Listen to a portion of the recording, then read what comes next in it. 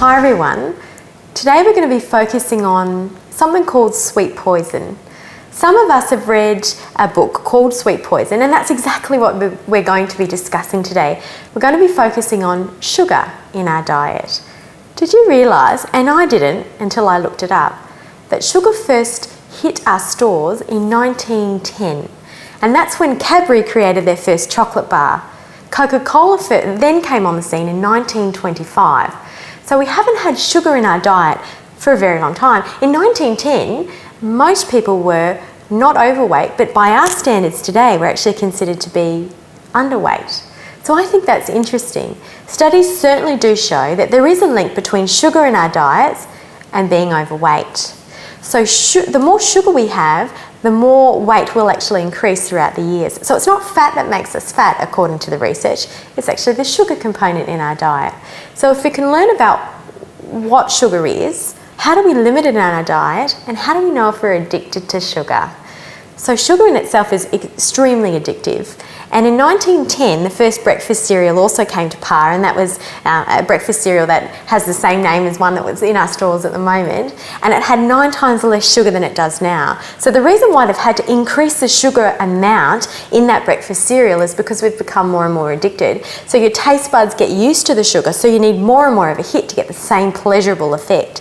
These companies spend millions of dollars to try and make a product that's as addictive as possible so that we become hooked and keep buying it. So it's something to keep in mind. Your taste buds do get used to a certain amount of sweetness, and therefore you can retrain your taste buds to not need such a sugar hit. Why is that important? There's a few things that's important. Sugar's addictive as nicotine.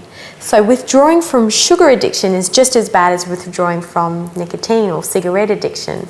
Sugar can lead to things like heart attacks, diabetes, cancer, premature aging, wrinkles. Can also lead to changes in our hormones such that it's harder to lose that weight if we've been struggling with that. It also can weaken our bones and lead to things like osteoporosis. So sugar in our diet in itself really needs to be minimised, but it's hard because so many things have sugar in it. So how do you know how much sugar to have? Research has shown that 4 teaspoons a day is considered safe. That's 20 grams. Most of us wouldn't know how many grams of sugar are in certain things. Take a glass of orange juice. This glass of orange juice has 3 teaspoons of sugar in it. So that's almost your daily requirement, just in that glass of orange juice. Other things that you probably wouldn't know have sugar in them are things like muesli bars. They're things called hidden sugars. So you've got things that are obviously sugary, but things that are hidden you may not realise. Read the backs of packets and it's got too much sugar in it. Perhaps choose something else. Safe sugars, or sugars that are meant to be good for you, are sugars that are packed with fibre. See, nature will always pack its sugar with fibre, so fruit is definitely a better option in terms of your sugar hit. That has 5 grams of sugar in it, so it has 1/3 of the amount of sugar than a glass of orange juice, so certainly a better option. In terms of alternatives, if you're looking to try and break your sugar addiction, and how do you know you're addicted? Well, can you go 24 hours without having something sweet? That's a good sign that there is a sugar addiction perhaps ruling your taste buds in that instance. Can you stop at just one? Can you stop at just one Tim Tam, or can you stop at just one biscuit? Most people can't. That's another sign. So how can we break this to try and get some control over our weight, over our appetites, and start feeling a little bit more satisfied with our meals? We can choose some non-sugar alternatives for snacks. Things like nuts, they're fantastic. Your body will register that you're full when you've had some nuts, as opposed to when you eat sugar.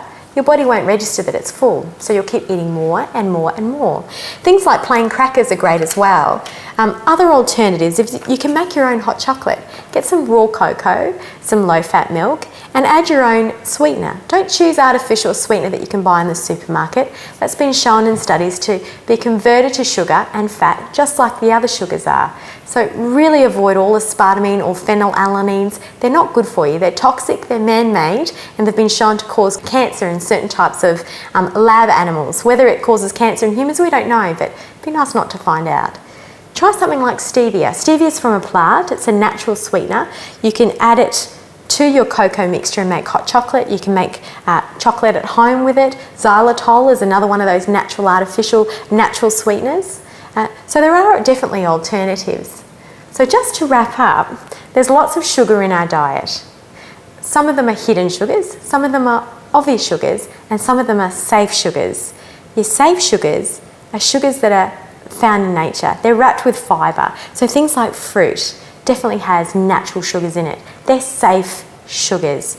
2 pieces of fruit a day for an adult and 1 piece of fruit a day for a child is generally all that's needed. Other than that, try and choose a non-sugary snack. So nuts, plain crackers. You might choose a non-sugary muesli bar. Hard to find, but they can be found. So good luck, guys, with balancing out your sugar. Certainly not an easy task, and I'll see you next time.